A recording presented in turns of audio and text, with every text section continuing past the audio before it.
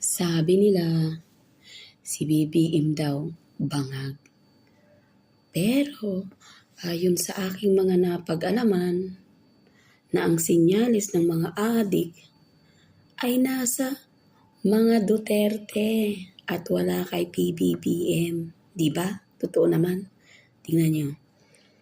Si Baste mukhang bangag. Tapos kung ano-ano mga pinagsasabi.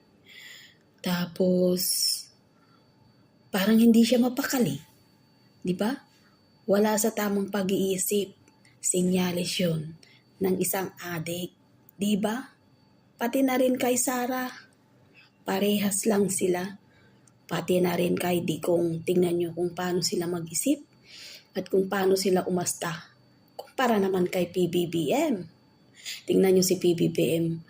Napakakampante magsalita. Tapos, napakahusay pa. Diba? Kaya naman, I love PBBM.